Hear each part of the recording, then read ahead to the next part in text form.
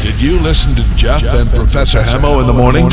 Here's what we have with us a man who embodies the true term Mtumishii. You know, once upon a time when I worked somewhere else, there was one young man I worked with. Actually, it's with Rashid Abdallah. I was his producer, and we never called any MP Mheshimiwa. We insisted on calling them Watumishi. Some of them didn't like it. Yes. But the man who's here with us today is the Mtumishii. Is the true Mtumishii and embodies that. Yes. Ladies and gentlemen, today on a Hot Breakfast, we're speaking with Njeru Kathangu.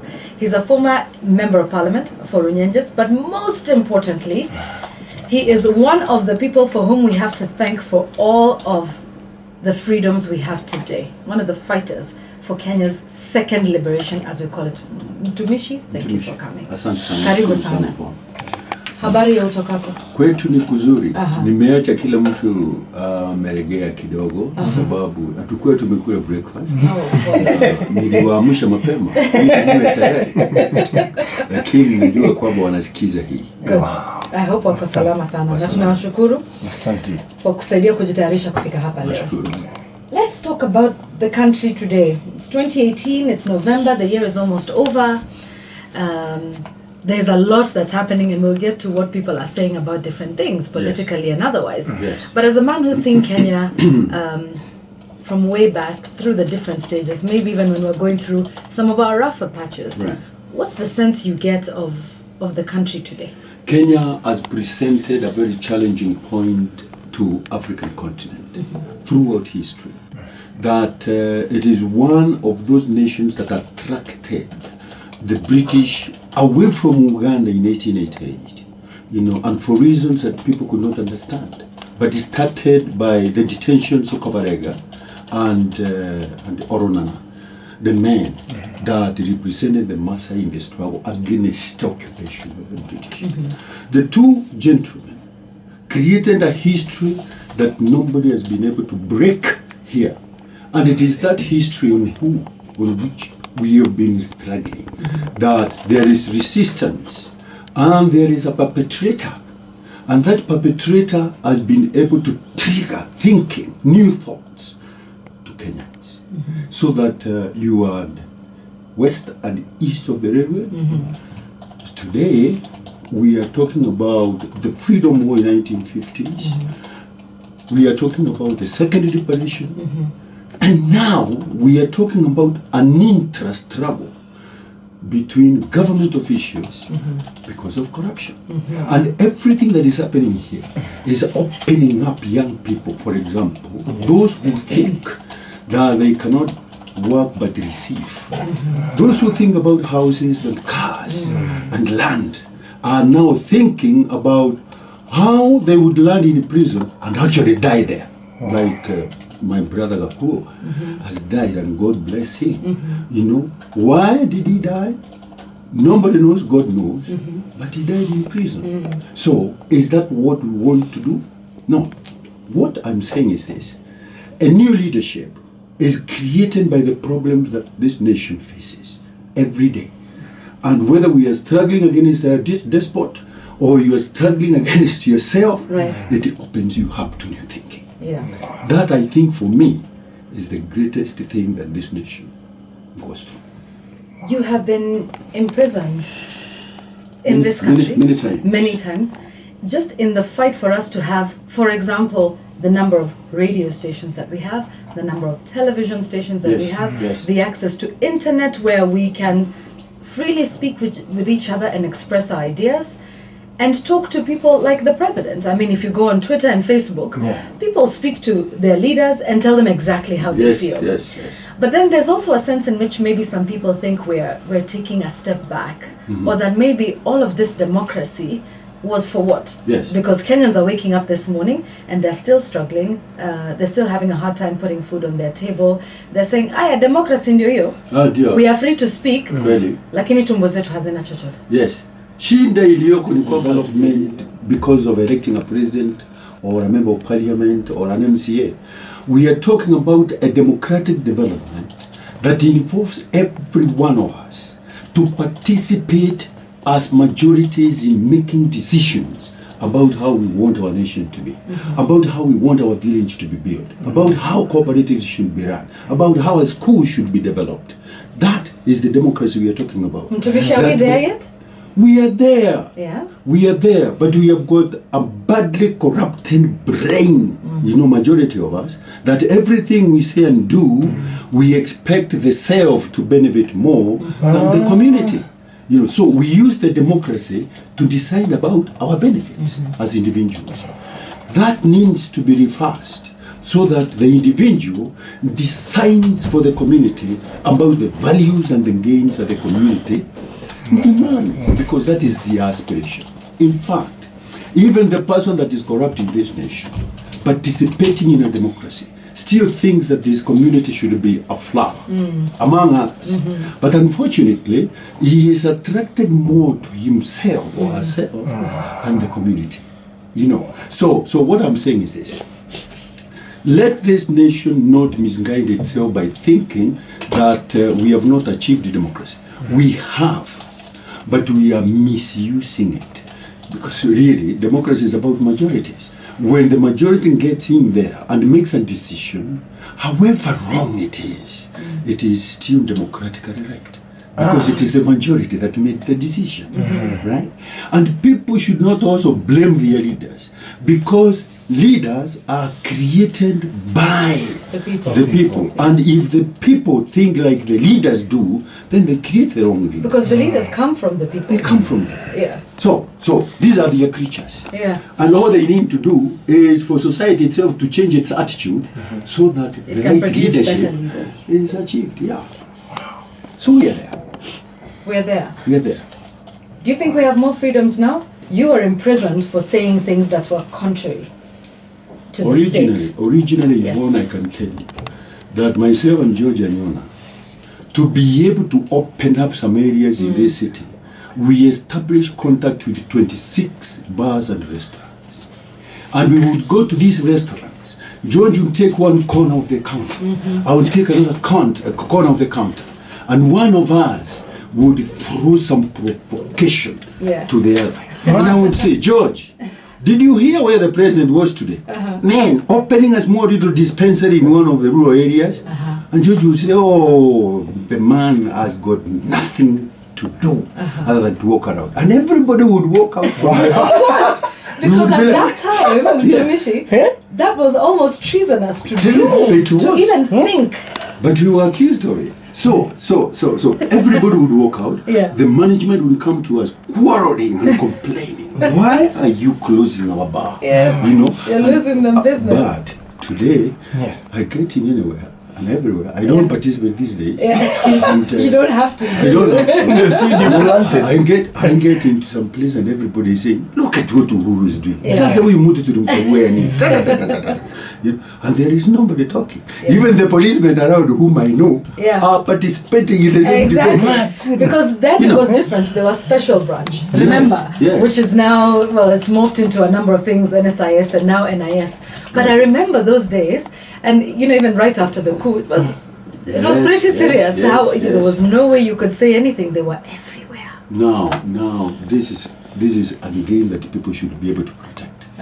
And things start gliding back to where we were when people do not become vigilant. Now, what happens is that when there is an attack on leadership, like there is now, for example, and this is public, I can actually see one of the headlines here saying something to do with Ruto's hotel, Weston Hotel. Now, Ruto is the deputy president, not vice president. Deputy, a man that belongs equally to the presidency. Now, when a statement like this one comes here, there are a few characters pro Ruto who may start thinking that their man is under attack. And they will go to him, talk to him about why they should be able to squeeze the nuts of people that are talking about this. And so you find that the law is being ignored to discipline people who are thinking otherwise about him. Or that they are on the other side. may also start fighting to have him in, and so forth and so forth and so forth. And that is how people glide to where they came from. For me, what I would say is this: we have achieved what we have. We have the president who has said that he's going to support the rule of law. He is going to fight corruption. The judiciary has said the same. They must remember that they keep the balance of their society to have it cohesed and make sure that the thinking of the people is about the aspirations of society. Meaning that the president, the parliament, and the judiciary should be united enough to make sure that nobody destabilizes the process, and so that we don't slide back. Okay. When for instance, we hear allegations about the judiciary, for instance, yes, that judges are being taken to court, deputy CJ yes is in court, yes, does it then attack this unity that we are talking about? No, because that's an individual. An individual has been misdirected. The character has decided to take what is not his. The pharaoh has been discovered. Yes. He is brought to justice. And because they are the offerers, if you like, the dispensers of that justice, then they also must accept it generously. Where it is biting them, then they enjoy the bite. Yes, enjoy that bite. My father used to read the People magazine and burn it. But before they get discovered. Yes. For sedation. Right? Yeah. And it's just a paper. Right now, we do newspaper review and we talk about this thing. That's true. Yes. And like you say, it's something that's affecting the deputy president. Yes. Can be on the front page of the paper. But I want to talk also a bit about, there was something you said that things are open now and we can say certain things. And Hamo just made me think about you and what you do. Because it was difficult to criticize the president and to make fun of him. And some of the forerunners in the field in which you work, ridiculous. I mean, do you remember when Walter Mongare was mimicking the president, and that was just, they were pushing the boundaries at that time. And then it just became, the first time, of course, he was a little offended. And then, they opened up that space that we could mimic the president, we could do a lot of these things. What does that mean for you as a comedian? When you're sitting right next to Mtumishii here, who started that, and then it was ridiculous. And then there's, of course, everybody else. I mean, you feel free to do what you do on stage, opens up criticism, because the best way to tell someone the truth is make them laugh about it. Right. And it diffuses a lot of... because I see other nations which have no satire allowed to... People degenerate to battles and fight out there, but we talk about them and we make people laugh about it, but at the end they think about it. They think deeply about, hey, what... ametuambia nini? And I believe it comes from the battles you had. Correct. Absolutely. At the same time, we have got 5 people in our society that are most important to make sure that democracy and freedoms are respected. One of them is a musician or the artist and the comedian. Right. You have to keep on reminding us through the words that you bring. Secondly is the teacher, the doctor, the lawyer, the professionals who are accepted counselors of the people. That what they say is almost biblical, is almost doctrinal.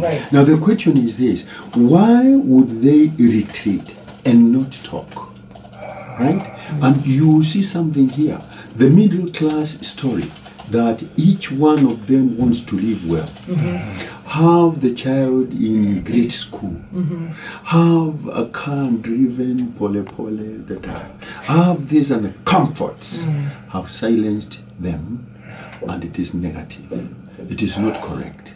Let the professionals speak, and let the artist talk to us. Speak as well, I just remember, I remember when Eric Wainaina tried to do that song before the president. And I remember a minister who has now passed actually stopped him from singing that song before the president.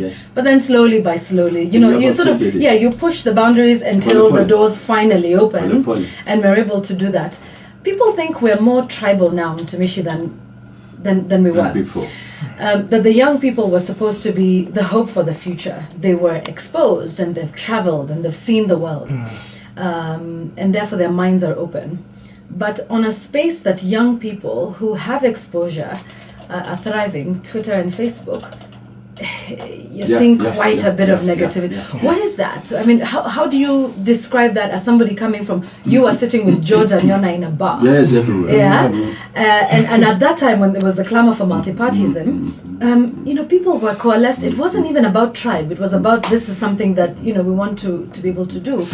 What's happened? Why are we like this today? The first thing is, what is happening here, I don't like it.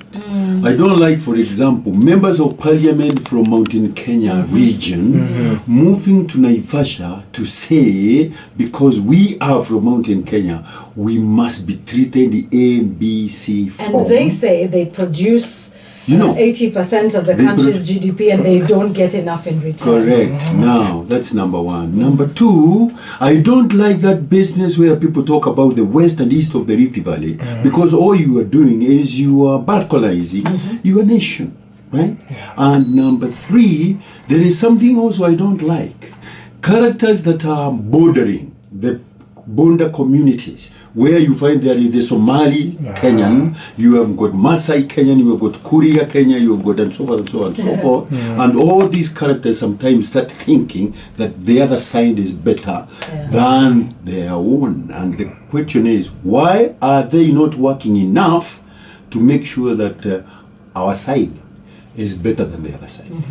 That's one thing I don't like. The other thing is that if we are thinking ideologically, and ideologically simply means you have surpassed ethnicity, you know. So you are saying that it is important that coffee money goes to develop cotton areas, for example. Why? Because maybe the cotton areas have been left behind, and because our nation should be a flower wholesome, we should be able to contribute a bit so that the cotton areas can be able to rise up. You know, that's ideological. Now, the leaders don't like it this way. And I want to repeat something I've said many times. Majority of leaders want a following that is undefined. Following. Meaning that so long as the eye of the areas, the leaders, they don't care about anything else. Look at what is happening. The Luos say they have got right. The Gikuyus are saying, is Uhuru going or is he not going? And because we have not prepared another one, let him not go. To hold on to it. While the Kalejins are saying, let's see whether we can have Ruto. The proximity to the presidency is so close that if we lose him, we'll lose it. You know, and so forth and so forth. Now, when we start thinking things this way, then we do not offer the role modeling that our youth require. The one you are talking about. The universality of life, that the young man can be able to appreciate Australia. Go out there and survive. The fellow thinks that I can go to Greenland and he fits in. He may not be able, if we continue thinking about the ethnic belonging and tribal consideration, because that is what grows nepotism. And nepotism simply is this: you go to our ministries. How many are they now? I don't know. You know, they are very many. Those ministries, those ministries are occupied by the families of the top 5. You know, the CS, the PS, and maybe the chief accountant and the accounting or whatever. Those are the people that own the ministry. Now, what will happen to the rest of the nation? So, there are families that are all consumed into ministry management, and there are those sections of the society who have never been to government at all. So, we have to open up. And opening up is think out of ethnicity, think out of tribalism, and don't promote nepotism. Indeed, that's a good place to take a bit of a break. Yes. Before we go on a break, there is a question. When you're talking about our councillors, the doctors, the engineers. Yes. There's an attack on these role models. Like, for instance, you sit with your father and you're watching TV, the news, and then a politician comes. Right, anatokea, and you ana change. Ni mjinga gani ana. Na wewe ni mtoto umekaa hapo. Ukiangalia. Are we from that, are we shaping our nation towards? No, we have to appreciate our leaders. Like I said, that we created them. However foolishly we did, but we did it democratically. If Raila was elected and is accepted as, why they follow him, why would you say that they are foolish? Because they have got their own reason. That reason should be respected because they are part of this society. It's a community you cannot do without. Why? Because it is part of us.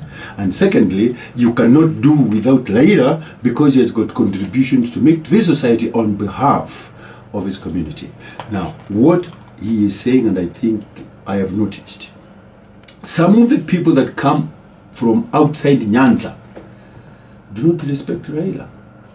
Some of the people that come from outside Central Province do not respect Uhuru, although he is the president of this nation. Now, look, the nation that does not respect their leaders and heroes are bound to fail because it is the leadership that unites. It is the leadership that represents, and you cannot represent yourself. Indeed. Okay, so I want us to take a break from this conversation. When we return, I want to hear your thoughts on the talk surrounding a referendum. We're at it again. It's been 8 years since we promulgated the Constitution. Yesterday we had a discussion about whether this referendum, so far, the push for it, is people-driven or driven by politicians, and whether it is something that this country needs. For somebody who's fought for new laws in this country and a new way of thinking, we'd like to hear your thoughts. And we'd like to hear your thoughts as well as you listen in. Hashtag is Jeff and Hamo on Hot at Hot96 at Hot underscore 96 Kenya, at Hamo Prof, and at Yvonne Okwara. We're here this morning with Mtumishii, Njeru, Kathangu. Thank you. A revolutionary moment in our lives. Insha Kitu Kidogo, Eric Wainaina, and in that video featuring the comedians from Ridiculous. Mtumishii, you have an interesting story about this song and when it was released. I know the young man Wainaina. I know him. I lived with his uncle Wainaina in Madaraka Estate. And this evening, as the boy was preparing to release the CD, I visited the house. Not because Wainaina was there. I didn't know. But we went there to say hello in an evening for some coffee. And so, because my wife also is very close to the wife to Wainaina Sango. And the young man now was giving this story about the CD is releasing. And he did not know how it was going to work out. So I said, look, what you do, Wainaina, let's make it a parliamentary project because I'm in parliament. Produce a few of these things, give me, and let us distribute to these people. You know? Those are the fellows we want to change. Sababu hawa ndio wadogo. You know? Kitu kidogo. Hawa ndio watu wadogo. Small fellows. So, do it. And let's work out how much it's going to be. Then we can.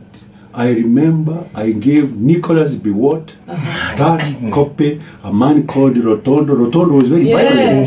Very violent against it. Very violent. But I told him, look, this is by your grandchild. And your grandchildren cannot be decided on about what they are going to do because they are also free. So if you tell them not to do, will you do it for them? So I give. Rotondo alisikiza hivi. The reason why he was violent is because he had it.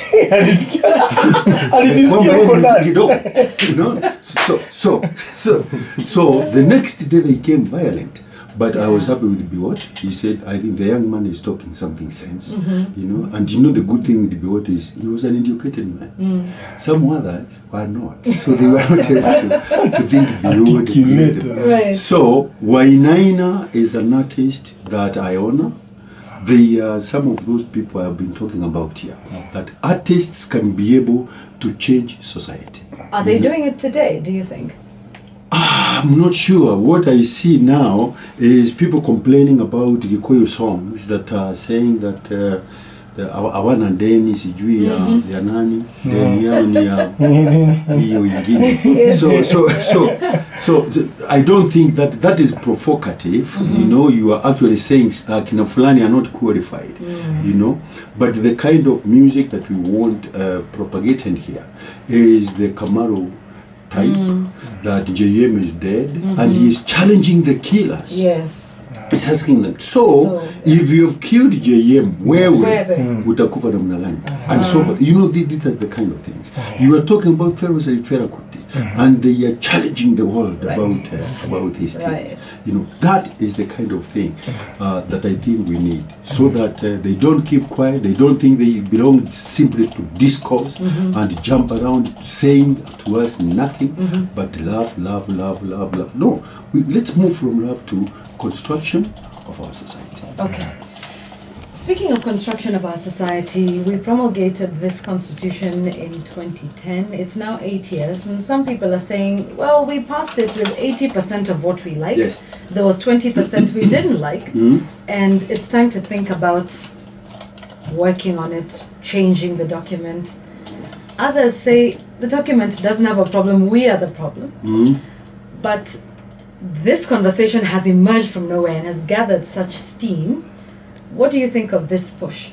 In 1976, we had the same thing. As the president or the deputy president or the vice president was preparing, because Kenyatta was getting old, and they thought that we couldn't say goodnight anytime. So they divided themselves into two groups to start campaigning against constitutional elevation of the vice president in case the giant falls. Right. And they went around campaigning. So we expect that to happen every time that there is wind, that change is coming. Yeah. Today, of course, we know that Uhuru is exiting presidency in the next 3 years. So there is need for those 3 years to start preparing. You know, in fact, it took Jesus Christ exactly 3 years to prepare a leader. Yes. You know, and so Kenya is saying, let's have 3 years preparing another leader.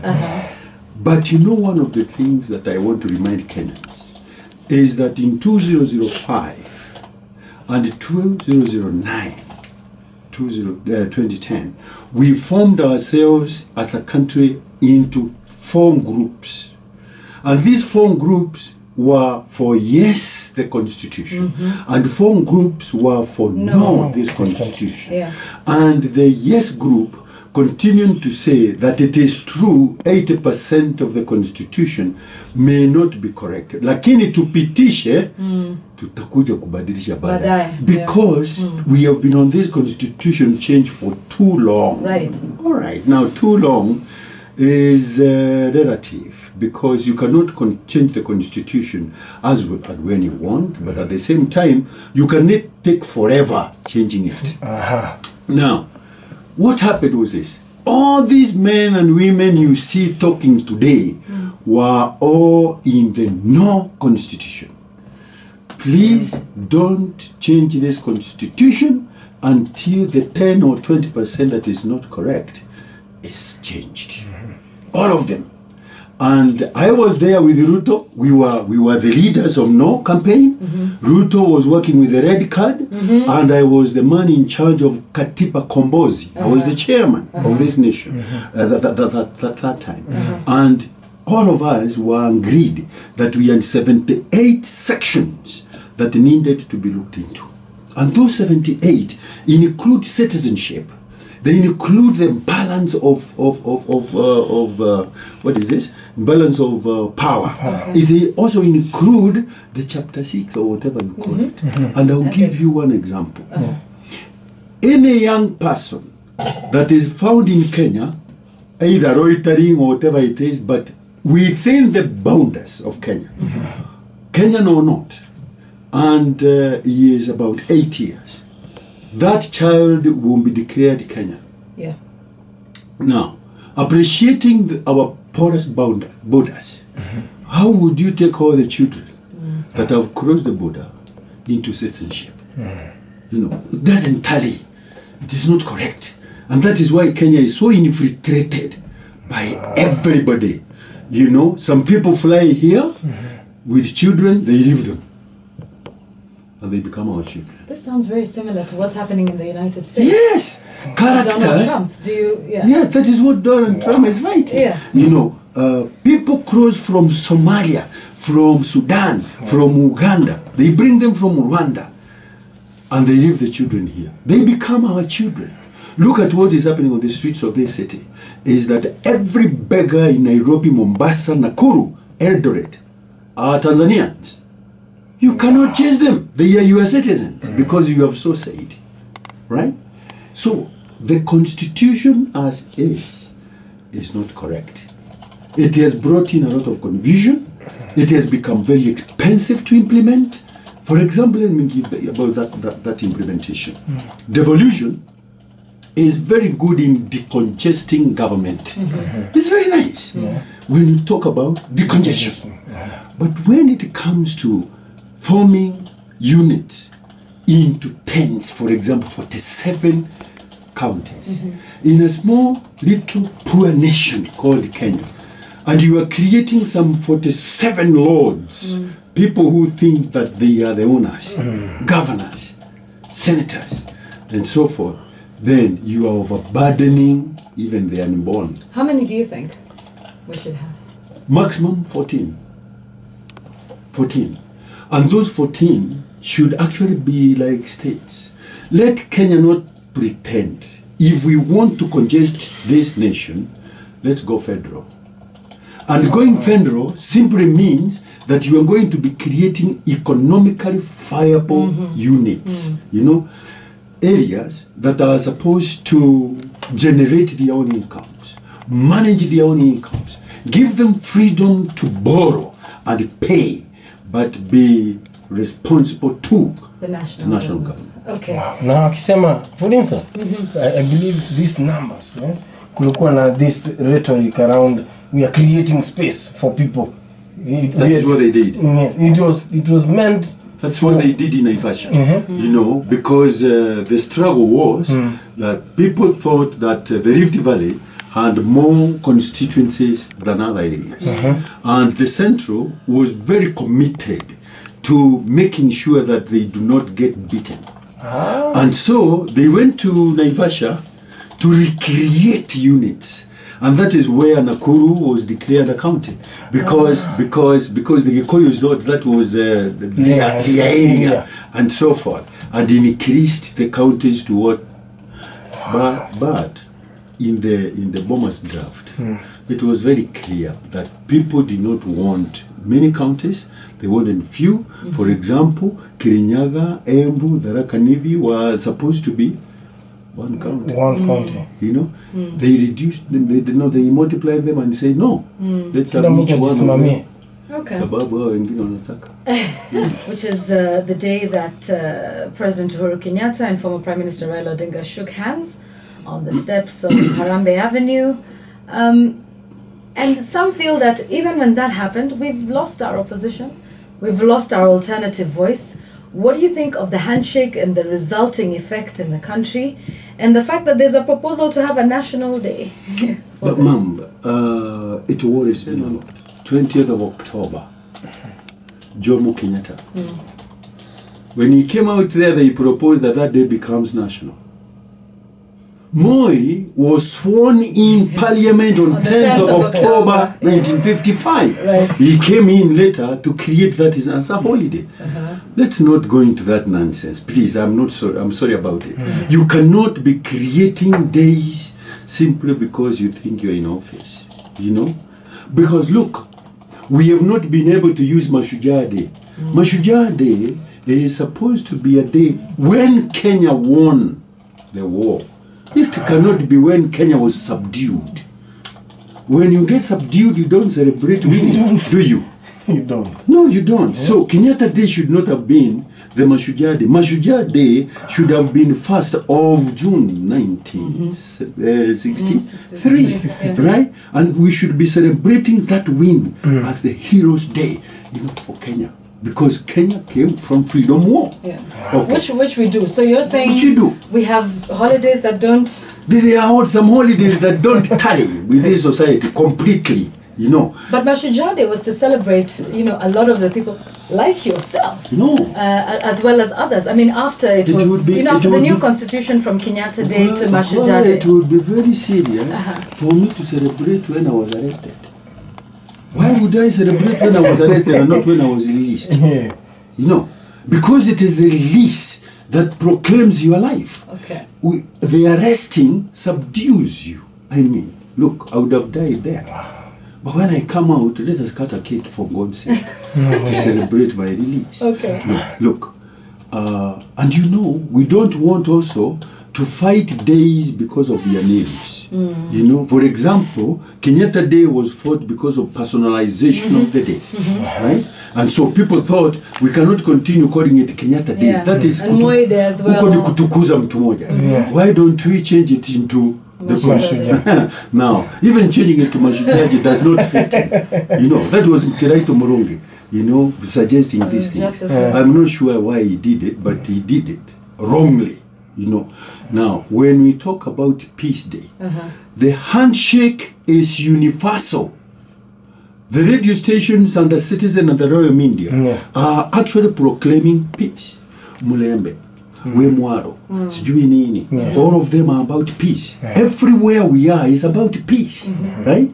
So, if we are talking about making this nation one, let them take Moi Day and combine it with their wishes and call it that. Because even Moi Day is to celebrate unity, enjoy charities, enjoy nini. Peace, love and unity. Yes, you cannot be celebrating the same thing 3 times a year. Different names, same thing. So for you, Peace Day, no. We don't need it.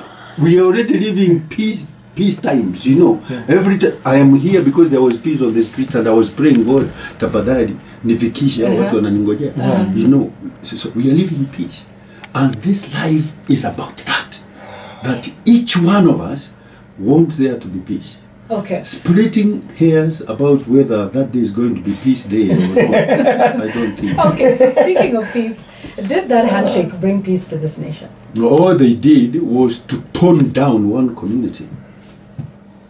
Just to tone down one community. You see, the issue is that Raila Tinga Ondinga is a man of the Luo people. And they respect him. He unites them. He is their symbol. And so when he says, we are dissatisfied by A, B, and C, the people actually think it is correct. But at the same time, I also must say that it is good to respect history. History in that the 2 gentlemen, Ondinga and his father, have contributed something in the past for this country, and that should be respected. The minute we disregard simply means that curse follows us. Listen to this, that Ondinga comes out of Ghost and fights for Kenyatta to be released. And he refuses to form government in 1961. Himself, personally, he refused to form government. And he said, listen, we are not going to form this government until the political prisoners led by Jomo Kenyatta are out. And that is what happened. Isn't that generosity, surely? And then Raila is rejected by Moi, and he walks out from Kanu, and he comes with him all the giants of Kanu, and he says, look, everybody can be as fit as everybody else. Nyachai is fit, Moi is fit, hata Kibaki tosha. Unaona? Wasn't that something? It was. So what I'm saying is this, let's respect that. Now that community follows Raila Ondinga, and democratically we need those numbers, then Raila says, look, Bwana Uhuru, do you respect that our people need to be respected this way? Uhuru says yes. And Uhuru says, Raila, do you respect that if you continue this, we will not be peaceful? And he says, yes. Is it possible that we can handshake so that people can see, so that they tone down? Yeah, hello. And everybody goes, yeah, that is very good. Mtumishii, with what you're saying then, some political pundits then say that, speaking of the history that you have told us, that the Kikuyu community owes the Luo community something for everything that the Odingas have done for the Kikuyu community? I don't think... Because that's what is worrying some people. I don't think anybody owes anybody anything. Okay. Because you see, hakuna deni. Hata mimi, moja na deni yangu, alinifunga miaka mingi na ana deni yangu. All of us are contributing almost equally, you know, to the nation. By Moi jailing me, he provoked the anger of the people, and by the advocates going to court, they kind of moralized our torture, and after that, the people rose to say, release them now. So the perpetrator and the victim and the people contributed to multipartism. Now, listen to this now. When we are talking about the Luo's suffering and the Gikoyo's selfishness and everybody, I said from the beginning, it is in those little things, evil and good, that happens in society that provokes thought for the young, for the scientist, for the preacher, for them to be able to form greater ideas about how society should be constructed. Okay. I like what you said, that everybody has contributed. You have nothing against the former President Daniel Arap Moi. How is it, Mtumishii, that you're able to speak about those terrible experiences in your life, and I'm watching you, for those who can't see you, and you have this smile on your face? How are you not bitter? It is this. How are you not thinking, I mean, this country owes you. The former president owes you. You were imprisoned. How is it that you sit here and you speak about that with no bitterness? You know, if I thought I'm old, I would have been dead many years ago. You know, because I would have been waiting to be paid. Yeah.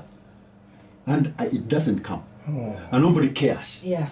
So the best thing for me to remind this society is that ukimkanyaga mtu kidole cha mguu, yule mtu anatakiwa kuforgive mwingine ni yule amekanyangwa. Si yule anakanyangana. The people that torture others cannot forgive. Those people that are tortured are the ones to forgive.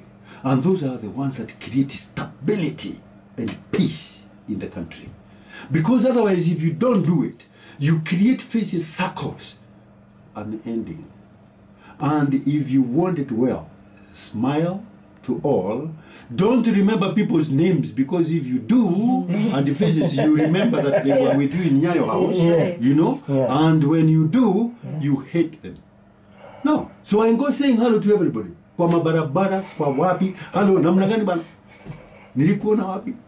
Kama tulikuwa nayo Nyayo house, anaanza kuniambia ati tulionana kwa baba. Unaona? Na mimi I don't care about that. So that is how I'm able to be myself, because all my friends are actually dead. And I think it's because they did not forgive. Wow.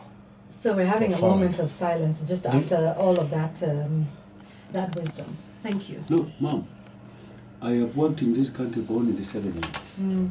I think 7 or 8. Right? Nobody thinks that Kathangu eats. Hakuna mtu anafikiria hivyo. A lot of people thought and have called me stupid and foolish.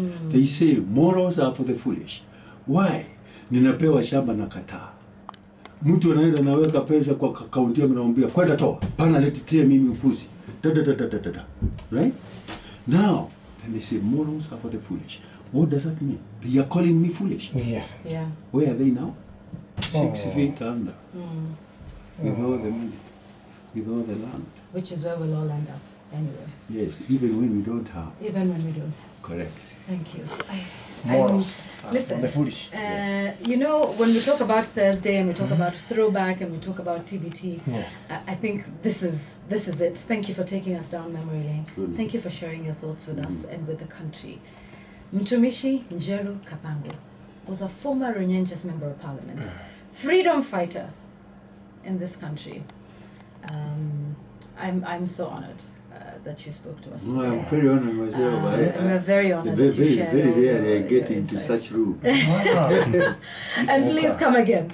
You are more than welcome here at Royal Media Services and at Hot 96 and everywhere. Yes. Just before we go into the news, I mean, I think this is a good way to end with this song, which is a throwback, but which just sums up everything we've said. Roger Whittaker. Catch Jeff Koinange and Professor Hemo every day, Monday to Friday from 6 a.m. to 10 a.m. only on Hot 96.